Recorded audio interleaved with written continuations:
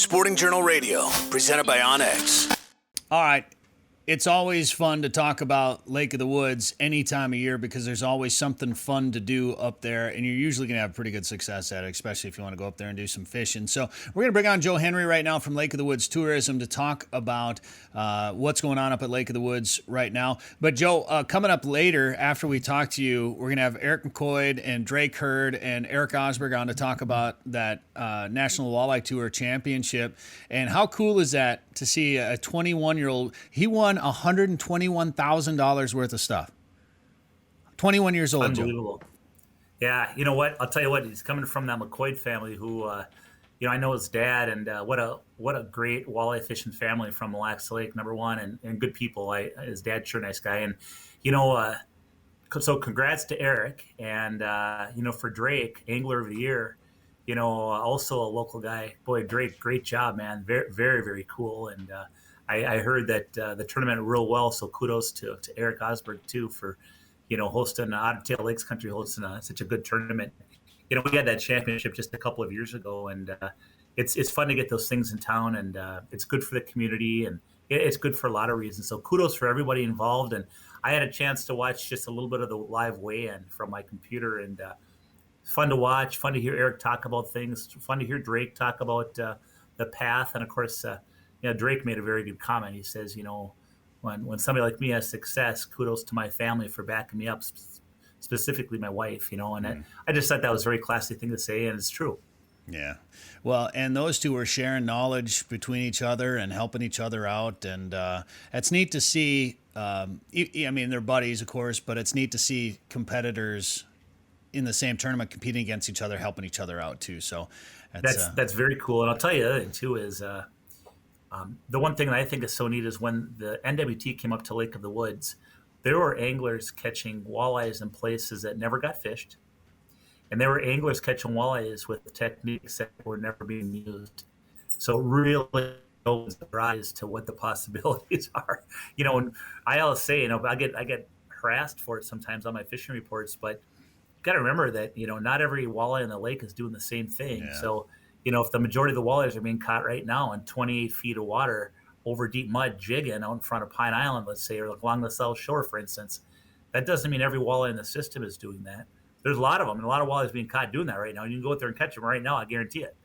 But with that being said, there's some people that are fishing shallow reefs. There's some people that are fishing neck down areas with sand in 15 to 18 feet of water and whacking them. So it's just such good knowledge, and that's kind of the neat thing after tournament is that anglers are willing to share that information a little bit more readily.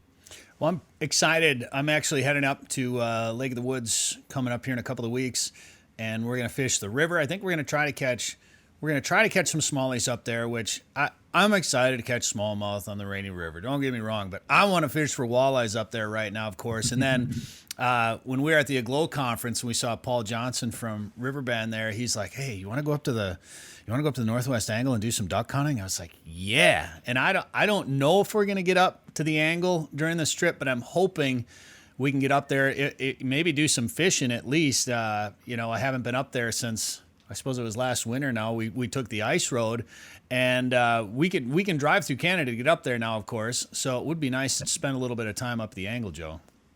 Well, I'll tell you what, and fishing up there has been phenomenal. And I'll tell you another thing. I shouldn't even tell you this because you'll get too excited. But a couple of young guns on that work out of Flag Island Resort that actually have layout boat hunting now. And Lake of the Woods is one of the few lakes that you can actually do layout boat hunting. You know what that is where you're laying out in a kind of a flat bottom boat, and you're laying down in the water. You're laying in a layout blind on land. You do it in the water. Yeah. And those ducks come flying across on rafts, and they don't even really notice you're there. And you pop up, and you got just a great wing shoot. So a lot of neat opportunities up there. Otherwise, Brett, that the cool thing about Lake of the Woods is that you get a lot of birds, a lot of waterfowl using Lake of the Woods as a migration route. And the number of diver ducks and the variety of diver ducks you have coming through Lake of the Woods is really impressive. And it can just be a great hunt. A lot of times you're hunting up there, you're hunting islands and hunting points and things like that. So literally you might be hiding behind boulders. It's kind of cool. Yeah, it would be fun to do. It's on the bucket list. One of the things I've done a lot of cool duck hunting, but I haven't hunted up there yet, and I haven't hunted out of layout boats. So I'm pretty anxious to do it. But one way or another, I'd like to get back up there. And things are. It was interesting, Joe. You were telling me off the air, if you go up there, you can drive up, of course, and coming back. So when I was up in Canada this year, I had to show a negative COVID test to get back into the United States. But if you go up to the angle, you don't have to do that?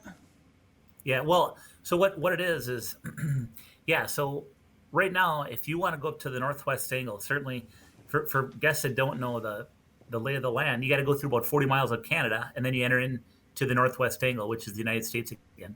And when you go through, you have to upload the ArriveCan app. You got to upload your vaccination card to that. You got to be vaccinated.